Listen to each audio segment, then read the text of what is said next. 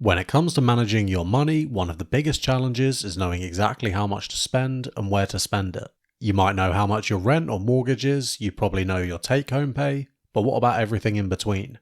Things like nights out, new clothes, subscriptions, groceries, or savings. It's easy to lose track. That's where the 50-30-20 rule comes in. And in this video, we're going to look at what it is and how to use it. Please do subscribe if you haven't already. It really helps this small channel grow. The 50-30-20 rule was first introduced in 2005 by Elizabeth Warren, back when she was a Harvard law professor studying why families struggle financially, along with her daughter Amelia Warren. They shared the idea in their book, All Your Worth, as an easy, no-fuss way to manage money. It's all about finding balance without needing to obsess over every penny. Since then, the rules caught on with financial advisors, influencers, and everyday people alike. It's simple, flexible, and actually works, which is why so many people still swear by it nearly 2 decades later. It's one of the simplest and most effective ways to manage your money, especially if you don't want to dive into complicated budgeting apps or financial planning software. The idea is simple. Divide your after-tax income into 3 main categories. 50% goes to needs, 30% goes to wants, and 20% goes to savings or debt repayments. That's all it is, a clear framework, not too detailed, not too vague, and once you understand how it works, it's something you can apply every month without much effort. Let's say you're just starting out in your career or in an entry-level role and take home $2,000 a month. After tax, that's what's landing in your bank account. Using the 50-30-20 rule, here's how that breaks down. $1,000 goes to your needs. These are your essentials. Rent, bills, food, transport, and anything else you absolutely need to pay for to live and work. This would typically include your council tax, minimum loan repayments, energy, and broadband bills, things that can't really be avoided. Next, $600 would go to wants. This is where all your non-essentials fall. Your lifestyle spending, that might include takeaways, gym memberships, streaming services, holidays, hobbies, or the occasional treat. This is the part of your budget where you give yourself permission to enjoy life, but within limits. Then finally, $400 goes to savings or extra debt repayment. This is the part that builds long-term financial stability. That could mean putting money into an emergency fund, paying down a credit card faster, buying into an index fund in a tax-efficient way, or investing in your pension. Whatever improves your financial position over time fits here. So with that income of $2,000, you now have a balanced budget. You're covering all your responsibilities, giving yourself space to live comfortably, and actively improving your financial future, all with a structure that's simple to follow. Let's take another example. Say you earn $3,500 a month after tax. You might have moved to a higher paying job, or you might be in a 2-income household. In that case, under the 50-30-20 rule, $1,750 would go to needs. That will cover a mortgage or higher rent, higher utility costs, and maybe a car payment or childcare costs. Then $1,050 would go towards your wants. At that level, you have a fair amount of lifestyle freedom. This could include travel, weekend trips, eating out more often, upgrading your tech, or paying for experiences you enjoy. Finally, $700 would go towards savings or debt repayments. This is where your wealth building really starts to gather pace. With that amount, you could invest consistently, overpay your mortgage, pay off large chunks of debt, or save for a house deposit, all without needing to give up your lifestyle. But of course, not everyone fits perfectly into these neat percentages.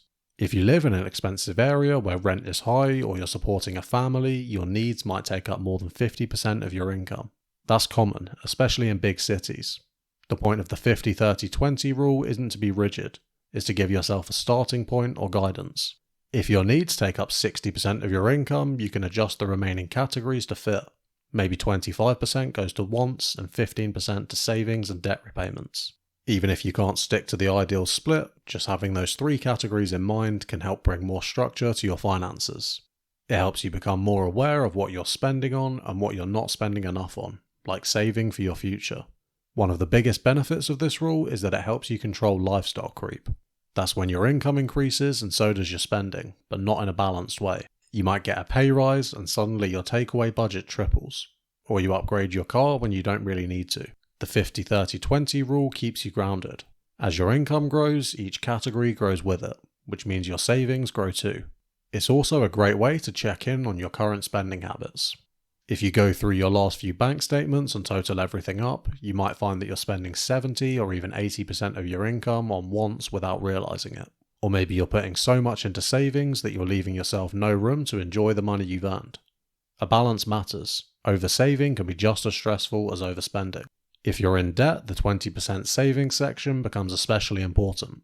This is where you put any extra repayments on top of the minimum. It's the difference between slowly paying something off over years or clearing it far quicker and saving a huge amount on interest.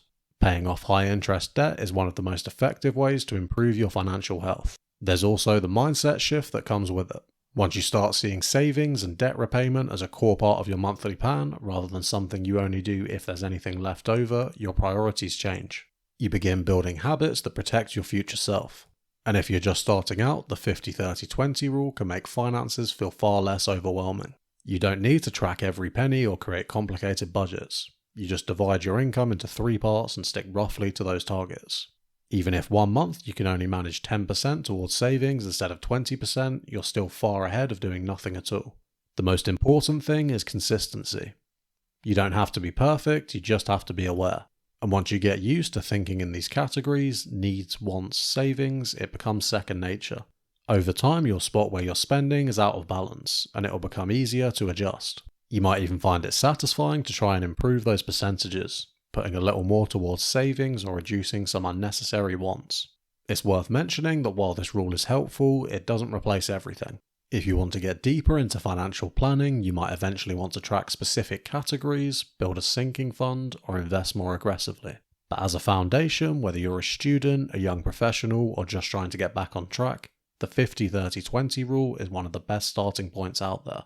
It's simple, it's flexible, and most importantly, it works. Another thing people don't talk about enough is how the 50-30-20 rule actually adapts over time as your life changes.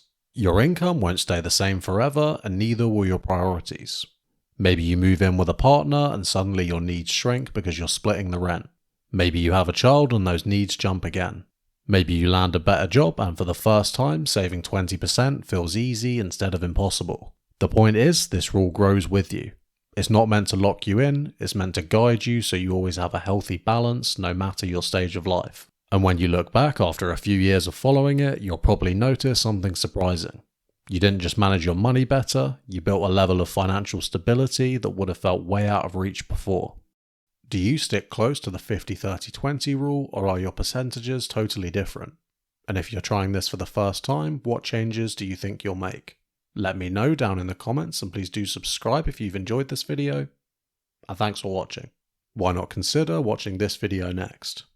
If you have an interest in tech as well as finance, I've left a link to my other channel down in the description.